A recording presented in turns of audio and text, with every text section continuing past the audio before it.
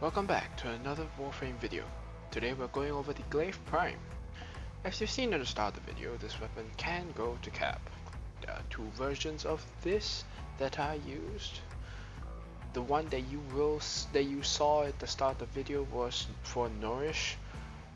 That was pretty good, and the only caveat being that you can only use it on Star Chart, which was what you saw in the opening. The other one, the one you didn't see, was Eclipse. Eclipse being a much stronger buff in the fact that it's a final damage buff, gives you more damage, so you can actually go to level cap on Steel Path. The reason why I chose not to was because of the light gimmick.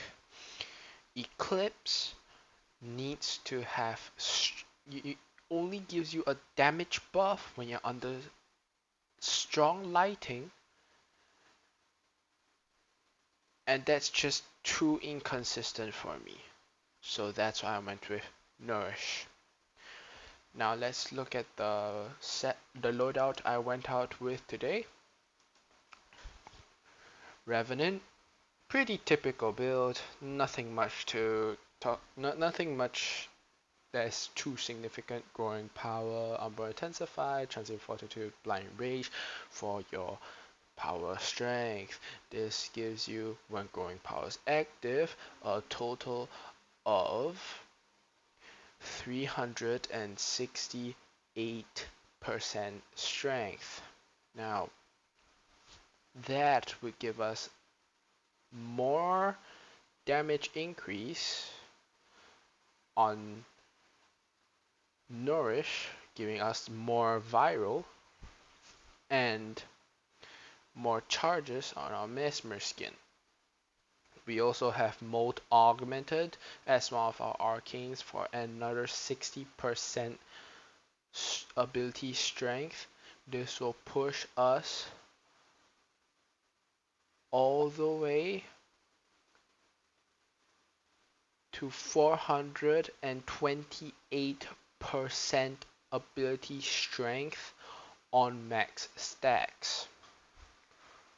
Now, we have primary continuity and narrow-minded for our duration, giving us 227% duration.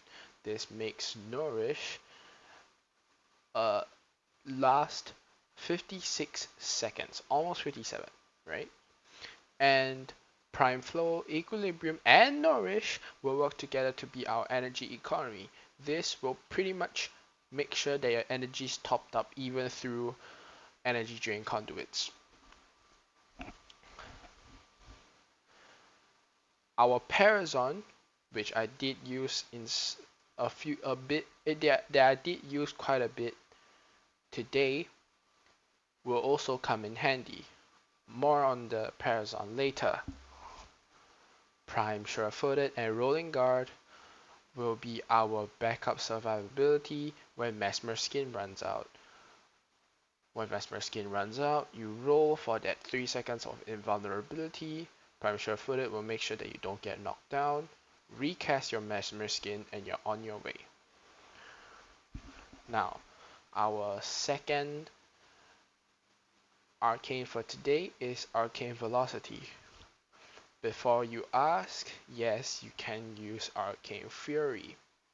But here's the thing. Arcane Velocity allows me to prime my enemies faster. I can just keep shooting real quick, and then prime, and then throw my glaive, and then be on my way. You'll get a lot more out of Arcane Fury with that 180% melee damage, but as you can see here, first off, I do not have it max, and second off, I would like the prime speed. So yeah, that's Revenant. Now for our primer, the Epitaph. The arcane really doesn't matter because we are not doing condition overload today, so quite literally epitaph is only here for viral. It's just viral stacks. As you can see, Ice Storm, Frostbite, and Pistol Pestilence form our viral weighting, and our viral weighting is very, very high. Paired with Nourish, this pretty much guarantees that every single shot will always contain a viral proc. Amalgam Barrel Diffusion for the free dodge speed, Sure Shot for more status chance, Lethal Torrent for fire rate, and Prime Fulmination for so that our blast radius is increased so that we can hit more ads and affect more of them. Pistol ammo mutation is here for ammo economy because the epitaph only has 40 rounds and you're chewing through quite a bit of ammo by priming all your ads. This is very helpful. This will keep your ammo economy topped up so you don't really have to worry about ammo. And finally, the Glaive Prime. You'll recognize that I didn't really change much about the Glaive Prime. This is the same Glaive Prime that I've used for a lot of my gun caps because it works. Sure, the initial premise of this is to actually use it for the slash so that the bleed procs will just kill all your ads, but because that's not sufficient for demolists, hence why we're using the raw damage aspect of the Glaive Prime. Killing Blow will give us free melee damage on that heavy attack. It also speeds up the whole animation part of the wind up. Gladiator Might and Organ Shatter will serve as our critical damage multiplier. Corrupt Charge will push us to an X2 combo counter. This will give us an additional 10% critical chance from Gladiator Might. Sacrificial Pressure and Sacrificial Steel for the set bonus, and Sacrificial Pressure will give us more base melee damage, and Sacrificial Steel will be our main critical chance increase. Volatile Critical Return so that we have a bigger blast radius. This is actually not needed, but it does help for that extra blast radius, especially if you're killing ads. And Prime Smite Grineer because we're going against Grineer. Like I said before, we're not using Condition Overload because Condition Overload does not work on the Glaive Prime. Our focus school is Unairu for the reason that we are going to be stripping our enemies with Caustic Strike.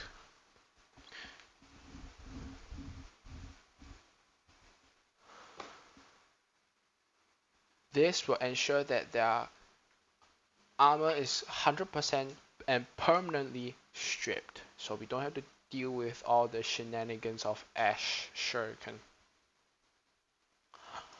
And now onto the Parazon. Like I mentioned before, I used quite a bit of the Parazon earlier. Blood for Energy and Blood for Life is just here for energy. With Equilibrium, we can change this health orb to energy, and Blood for Energy is just good to have. These two will be just a fail-safe just in case your Nourish run out before the energy drain conduit is finished. Now the main one is Power Drain. This gives us an additional 50% ability strength. So earlier I said that with Mode Augmented fully stacked, you have 428% ability strength. This pushes us to a massive 478% ability strength, giving us 28 Mesmer skin charges. So this is an absolute gem to have. If you don't have it, I advise getting it. It's really helpful. These two are just quality of life, just in case you need to have an emergency energy bank. It's quite easy. But yeah, this is the entire loadout. Can you actually bring Nourish to Steel Path level cap? You probably can, but you will struggle a lot more than if you were to use Eclipse, which is the recommended one if you're actually going to do Steel Path. Now I'll just show a small gameplay loop, showcase run of what the Glaive can do. Alright, so here we are in Olympus Steel Path. We strip, prime, and let loose. Preferably with Nourish on. At low levels like these, usually it's a one shot, irregardless. Strip, refresh Nourish, and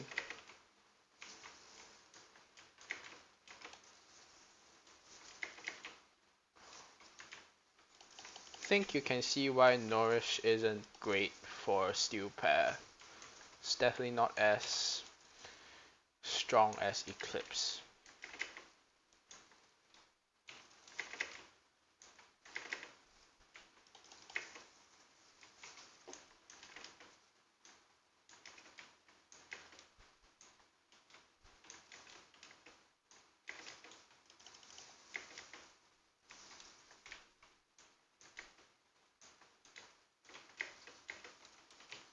Strip, prime, refresh, nourish, and yeah, it's just that simple. If you enjoyed this video, please like, share, and subscribe. Ring the notification bell for my next upload. I do Warframe level cap guides, usually geared towards newer players so that they can probably find the activity fun. Now, I hope you have a nice day and see you in the next video. Bye bye.